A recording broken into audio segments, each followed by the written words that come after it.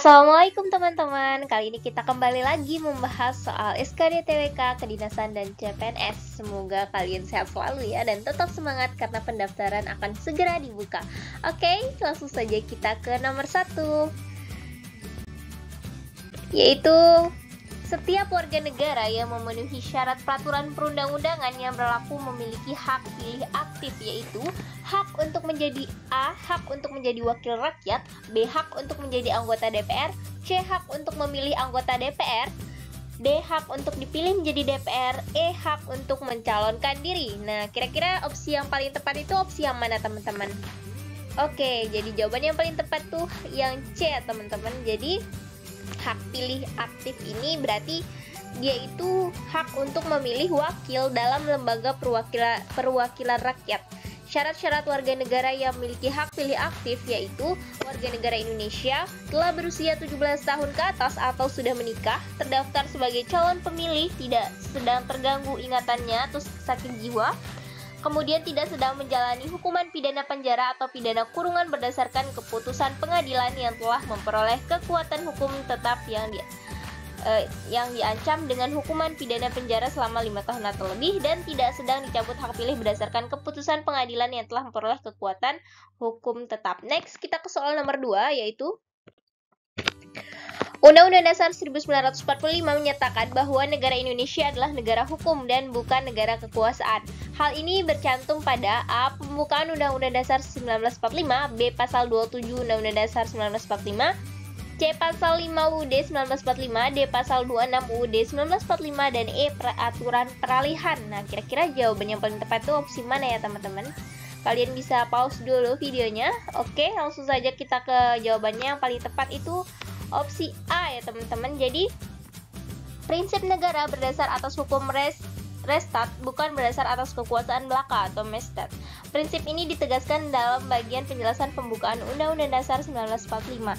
Prinsip negara hukum seharusnya mengandung 3 prinsip pokok, yaitu kekuasaan kehakiman yang merdeka, penghormatan terhadap hak asasi manusia, serta kekuasaan dijalankan berdasarkan atas prinsip the process of law.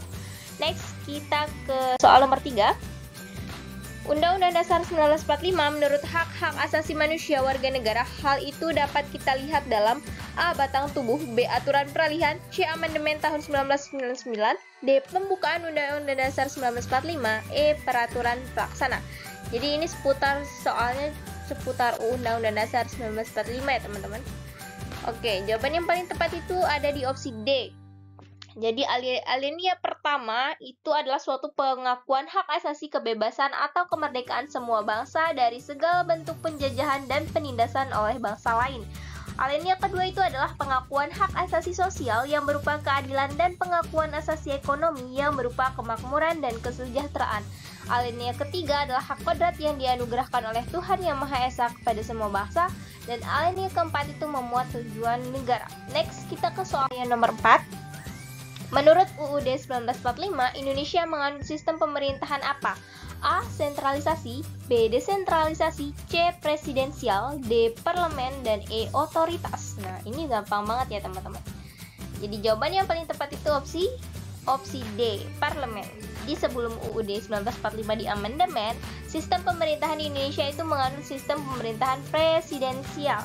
Nah, sistem pemerintahan ini dijalankan semasa pemerintahan Orde Baru di bawah kepemimpinan Presiden Soeharto.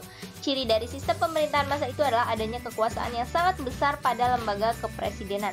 Setelah UUD 1945 di amandemen, ada perubahan-perubahan baru dalam sistem pemerintahan Indonesia, antara lain adanya pemilihan secara langsung, sistem bikameral, mekanisme check and balance, dan pemberian kekuasaan yang lebih besar kepada parlemen untuk melakukan pengawasan dan fungsi anggaran. Next, kita ke soal nomor 5. Setiap orang berhak mengembangkan diri melalui pemenuhan kebutuhan dasarnya, mendapatkan pendidikan, dan memperoleh manfaat dari ilmu pengetahuan dan teknologi, seni, dan budaya demi meningkatkan kualitas hidupnya dan demi kesejahteraan umat manusia. Aturan ini dimuat dalam Undang-Undang Dasar 1945 pasal A28A, B28B, C28C, D28D, dan E30A. Oke, opsi yang paling tepat itu adalah opsi C teman-teman, 28C. Jadi pasal 28C ayat 1 amandemen kedua itu berbunyi, Setiap orang berhak mengembangkan diri melalui pemenuhan kebutuhan dasarnya, berhak mendapat pendidikan dan memperoleh manfaat dari ilmu pengetahuan dan teknologi, seni, dan budaya demi meningkatkan kualitas hidupnya dan demi kesejahteraan umat manusia. Next, kita ke soal nomor 6. Mekanisme kepemimpinan nasional berlangsung secara periodik 5 tahun sekali. Sirkulasi ini didasarkan pada Undang-Undang Dasar 1945, A. Bab 3 Pasal 4 Ayat 1, B. Bab 3 Pasal 7, C. Bab 1 Pasal 1 Ayat 2, D. Bab 6 Pasal 28, E. Bab 2 Pasal 18. Oke, kalian bisa pause dulu ya videonya teman-teman. Jadi opsi yang paling tepat itu ada di opsi B.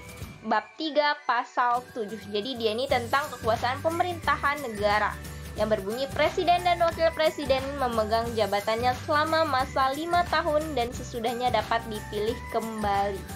Next, kita ke soal nomor 7. DPR bersidang sedikitnya sekali dalam setahun adalah bunyi Undang-Undang Dasar 1945 yang diamandemen, yaitu A. Pasal 22 C ayat 1, B. Pasal 22 B ayat 1, C. Pasal 22 D ayat 1, D. Pasal 22 C ayat 3, E. Pasal 22 D ayat 2. Oke, jawaban yang paling tepat itu opsi D, teman-teman. Pasal 22 ayat 3 amandemen ketiga, yang itu berbunyi DPD atau Dewan Perwakilan Daerah bersidang sedikitnya sekali dalam setahun. Next, kita ke soal nomor 8. Dalam hukum berlaku prinsip persamaan martabat dan derajat di hadapan hukum bagi A. Semua orang dalam masyarakat, B. Lembaga-lembaga pemerintah, C. Masyarakat dan penguasa, D. Lembaga pemerintah dan masyarakat, E. Lembaga pemerintah dan penguasa. Oke, jadi jawaban yang paling tepat itu adalah opsi A ya teman-teman. Semua orang dalam masyarakat ini tercantum dalam pasal 27 ayat 1. Jadi, segala warga negara bersamaan kedudukannya dalam hukum dan pemerintahan dan wajib menjunjung hukum dan pemerintahan itu dengan tidak ada kecualinya. Next, kita ke soal nomor 9. Kesamaan kedudukan warga negara dalam hukum dan pemerintahan serta kewajiban menjunjung hukum dan pemerintahan dengan tidak ada kecualinya adalah bunyi. Nah, tadi udah dibahas bunyi pasal berapa teman-teman? Iya, benar sekali, pasal 27 ayat 1. Oke, next kita ke soal nomor 10. Jaminan terhadap kebebasan menjalankan ibadah sesuai dengan agama dan kepercayaannya tercantum dalam A. Pasal 27 ayat 1 Undang-Undang Dasar 1945. Oke, ini mungkin belum diedit ya. Jadi B. Pasal 29 ayat 1 Undang-Undang Dasar 1945, C. Pasal 30 ayat 2, D. Pasal 29 ayat 2, dan E. Pasal 30 ayat 2. Nah, kira-kira pasal berapa teman-teman? Oke, jadi jawaban yang paling tepat itu pasal 29 ayat 2 yang bunyinya negara menjamin kemerdekaan tiap-tiap penduduk untuk memeluk agamanya masing-masing dan untuk beribadah menurut agama dan kepercayaannya itu. Next, kita ke soal nomor 11. Menurut UUD 1945 pasal 10, kekuasaan presiden selaku kepala negara adalah A. Sebagai pemegang kekuasaan tertinggi atas Angkatan Darat, Angkatan Laut, dan Angkatan Udara, B. Menyatukan negara dalam keadaan bahaya, C. Memberikan gerasi, amnesti, abolisi, dan rehabilitasi, D. Memberikan gelar, tanda jasa, dan hak-hak lain tanda kehormatan, E. Sebagai mandataris MPR. Nah, kira-kira jawaban yang paling tepat itu opsi mana teman-teman? Opsi A ya. Jadi menurut pasal 10, presiden itu memegang kekuasaan yang tertinggi atas Angkatan Darat, Laut, dan Udara. Next, kita ke soal nomor 12. Undang-Undang Dasar 1945 pasal 1 ayat 2 yang telah diamandemen berbunyi A. Kedaulatan berada di tangan rakyat dan dilaksanakan menurut Undang-Undang Dasar 1945. B. Kedaulatan adalah di tangan rakyat dan dilaksanakan sepenuhnya oleh MPR. C. Negara Indonesia ialah negara kesatuan yang berbentuk republik. D. Negara Indonesia adalah negara yang berdaulat serta bebas dan aktif. E. Negara Indonesia berbentuk negara kesatuan Republik Indonesia yang berdaulat penuh. Oke, kira-kira opsi yang tepat itu ada di opsi mana teman-teman? Jadi pasal 1 ayat 2 yang telah diamandemen itu berbunyi opsi A. Kedaulatan berada di tangan rakyat dan dilaksanakan menurut Undang-Undang Dasar 1945. Next, kita ke soal nomor 13 yaitu kunci pokok sistem pemerintahan mengenai struktur organisasi sistem politik, terutama tentang hakikat sistem kabinet presidensial dalam penjelasan Undang-Undang Dasar 1945 berjumlah A. 9 kunci pokok, B. 7 kunci pokok, C. 6 kunci pokok, D. 5 kunci pokok, dan E. 4 kunci pokok. Nah, kira-kira ya berapa jumlahnya teman-teman? Oke, langsung saja. Jadi jawaban yang paling tepat itu 7 kunci pokok ya teman-teman dalam sistem pemerintahan.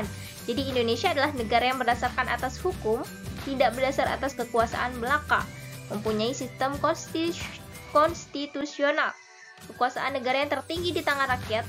Presiden ialah penyelenggara pemerintah negara tertinggi di bawah MPR. Presiden tidak bertanggung jawab kepada DPR. Menteri negara adalah pembantu presiden. Menteri negara tidak bertanggung jawab kepada DPR, dan kekuasaan kepala negara tidak tak terbatas. Nah, jadi kunci pokoknya itu ada 7, bisa dilihat di bawah ini. Next, kita ke soal nomor 14.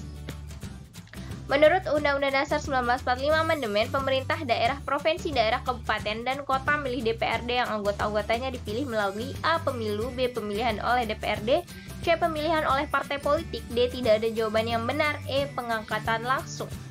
Oke, jadi opsi yang paling tepat itu ada di opsi A ya teman-teman, pemilu. Jadi menurut pasal 18